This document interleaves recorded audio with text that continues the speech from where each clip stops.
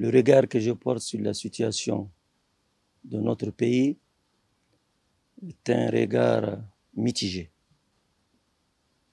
Mitigé en ce sens qu'il y a une véritable crise de confiance entre les acteurs politiques de notre pays. Je dis et je répète, crise de confiance entre les acteurs politiques de notre pays. Au-delà de cette crise de confiance, c'est aussi le politique qui s'enfonce davantage, c'est l'économie qui s'enfonce davantage, c'est le social qui s'enfonce davantage, parce que tout est lié à la vie politique de notre pays. Donc les principaux animateurs politiques de notre pays, s'ils ne soufflent pas dans la même trompette, il va sans dire que le corollaire va affecter l'économie, le social, bref, toute la société malienne. C'est vraiment désolant, ce spectacle auquel aujourd'hui se livrent les acteurs politiques de notre pays. Acteurs politiques dans lesquels moi-même je suis, sans prendre conscience de la crise dans laquelle se retrouve notre pays.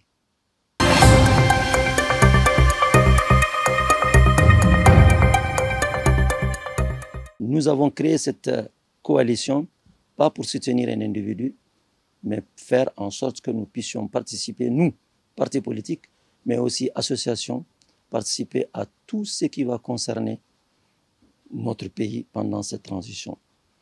Et l'autre mission principale, c'est d'être également une structure électorale pour les prochaines élections à venir. Maintenant, pourquoi le choix? Pourquoi je fais le combat avec Oumar Ibrahim Touré? Oumar Ibrahim Touré n'est plus à présenter dans notre pays. Je voudrais dire que Oumar Ibrahim Touré est membre fondateur de l'ADEMA Association, membre fondateur de l'ADEMA Parti politique, membre fondateur de l'URD, plusieurs fois ministre, enseignant et en service son pays.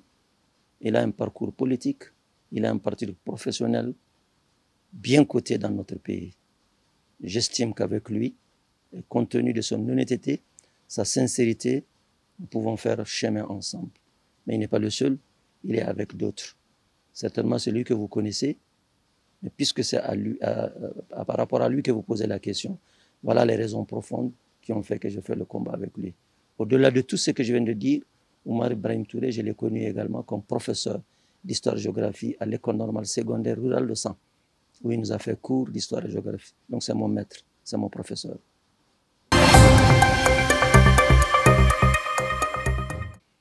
Avant de répondre à votre question, je voudrais dire tout simplement que les acteurs politiques dont j'ai parlé tantôt, justement leur bataille, est-ce que c'est autour vraiment de ces réformes-là? C'est la question que je me pose. Oui, nous avons choisi le slogan « Ensemble pour le renouveau », puisqu'on parle d'un Mali nouveau, on parle de Mali Koura, et les axes qui ont été présentés devant le CNT vont dans ce sens. En termes clairs, si aujourd'hui, notre coalition et d'autres coalitions et tous les acteurs politiques ne se donnent pas la main pour aller à ces réformes, et comme on aille aux élections en 2022, nous reviendrons à la case départ. À mon avis, il faut tout régler maintenant. Tout régler maintenant. Donc c'est le renouveau. L'autre renouveau, c'est quoi? C'est de se battre pour que vraiment un Malien arrive au pouvoir qui est également un Malien du renouveau. Un Malien du renouveau.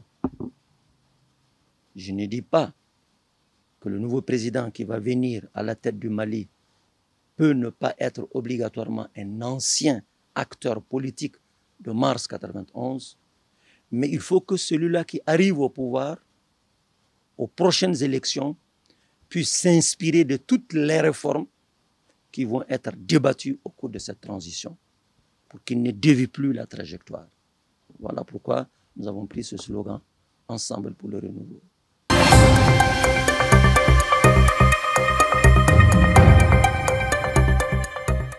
Je voudrais dire que j'appartenais déjà à une coalition politique, l'ARP, dirigée par Tchama Ibal Koulibaly. Et Oumar Ibrahim Touré faisait partie de EPM. Mais pourquoi nous nous sommes retrouvés dans une nouvelle coalition? La réponse est toute simple. Toutes les coalitions qui ont été créées au temps de l'ancien président Ibrahim Boubacar Keïta, c'était des coalitions qui devraient soutenir les actions et le programme du président candidat Ibrahim Boubacar Keïta. Mais aujourd'hui, Ibrahim Boubacar Keïta appartient à l'histoire. Il n'est plus là. Si nous restons dans les différents regroupements dans lesquels nous étions et qui avaient pour mission principale d'accompagner le programme du président de la République de l'époque, Ibrahim Boubacar Keïta, qui n'est plus là, c'est comme si nous voulons ressusciter encore Ibrahim Boubacar Keïta. Il appartient au passé. Son régime appartient au passé. Et puisqu'on parle de renouveau, il fallait créer quelque chose de nouveau pour accompagner le renouveau de notre pays.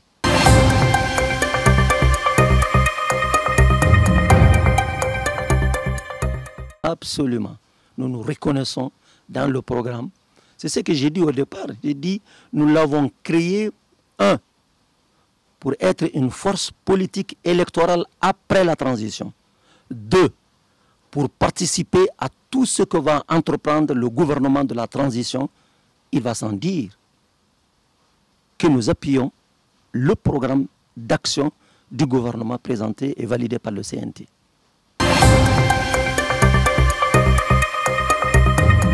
Sans embâche, si on ne fait pas ces assises, nous autres qui venons de commencer la politique, particulièrement moi, si j'arrive au pouvoir demain, je ne veux pas avoir de contestation, genre M5 RFP. En termes clairs, si on ne fait pas ces assises, on peut l'appeler n'importe comment, refondation ou renouveau ou conférence nationale. L'essentiel pour moi est que tous les acteurs de la vie politique, sociale, culturelle, agricole, tout ce qu'il y a comme force vive de la nation puisse se retrouver.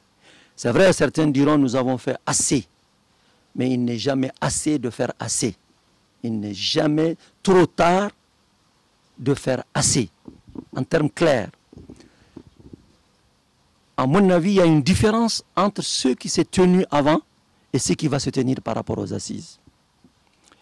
Nous avons parlé du dialogue national inclusif auquel nous avions participé à l'époque en tant qu'ARP, mais aussi le Parti malien pour la démocratie sociale, mon propre parti. Ça a été ce que ça a été, c'est vrai. Mais si vraiment ces assises-là, c'est de faire en sorte que nous puissions encore trouver des éléments nouveaux pour conforter les recommandations du dialogue national inclusif, c'est bien. Mais ce qui m'intéresse dedans, c'est surtout la loi électorale, la charte des partis politiques. Ce qui m'intéresse là-dedans également, c'est de faire en sorte qu'on puisse véritablement se battre pour que ces grèves interminables puissent cesser également dans notre pays.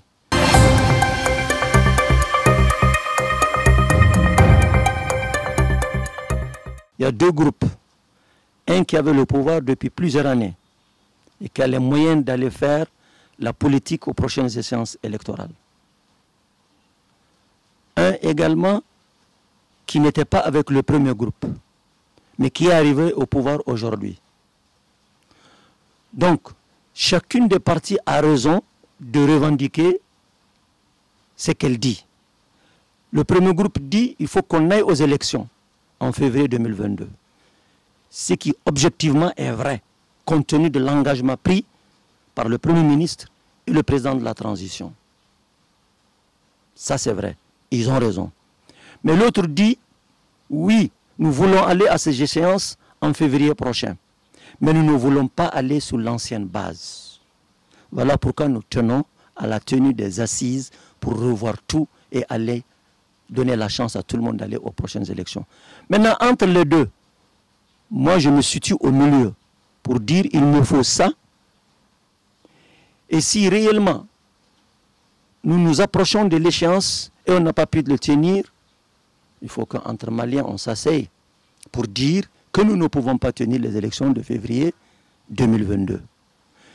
La CEDEAO ne peut pas dire aux autorités maliennes, aux acteurs politiques maliens, voilà le type d'organisation qu'il faut pour faire les élections.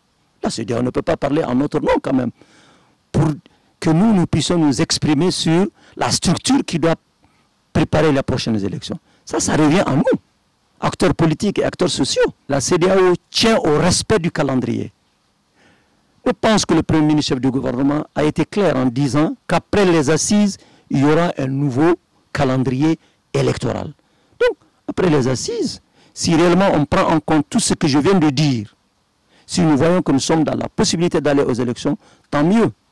Si on n'est pas dans la possibilité d'aller aux élections, la CEDEAO reviendra pour dire, bon voilà les machines que nous avons trouvées, nous sommes prêts pour aller pour les élections, mais le temps ne nous le permet pas. Mais la CEDEAO ne viendra pas quand même dire, bon, mettez-vous de côté, je vais organiser les élections à votre place. Ça revient à nous. Et on le fera de façon démocratique, mais je souhaite que cela soit vraiment de façon consensuelle et inclusive avec tous les acteurs.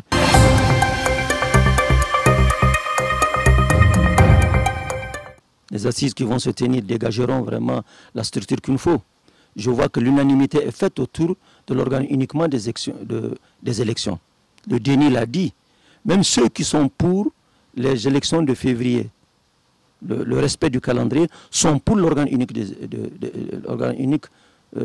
la tenue des élections.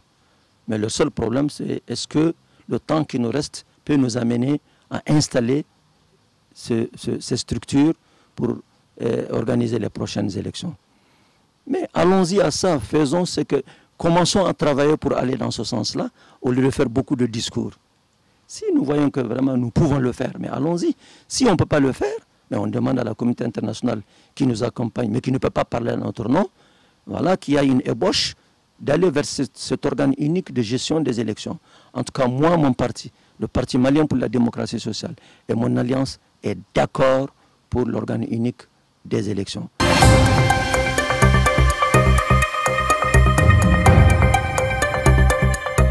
Pour le moment, je travaille dans le canevas tracé par la CEDEAO, mais aussi l'engagement pris par les nouvelles autorités, qui ne doit pas m'empêcher d'aller aux assises, qui ne va pas m'empêcher d'avoir mon appui par rapport à l'organe unique de gestion. L'essentiel pour moi est de commencer à travailler.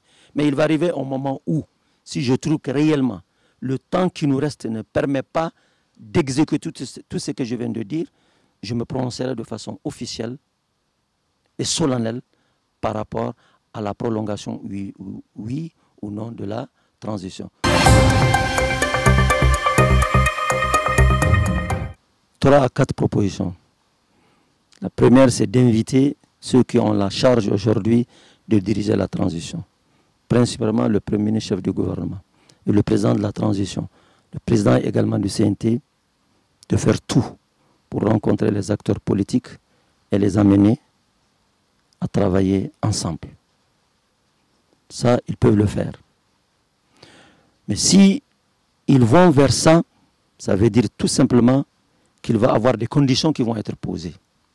Il revient aux deux ténors ou bien aux trois ténors de la transition de se voir entre eux et de répondre aux conditions posées par ceux qui ne veulent pas aller, par exemple, aux assises nationales, etc. Donc, de continuer à se battre pour qu'il y ait une inclusivité par rapport à ce qui va être fait au programme du Premier ministre chef du gouvernement. Deuxièmement, c'est de dire à tous les acteurs politiques de notre pays que ce qui s'est dit par la bouche au nom du Mali soit concrétisé par des actes.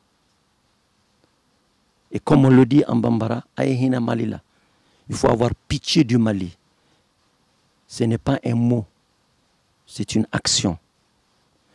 Que nos aînés, ceux qui sont dans la politique avant nous, puissent également avoir cette volonté politique de rapprocher les autres acteurs, poser les conditions s'ils veulent, pour que tout le monde soit ensemble.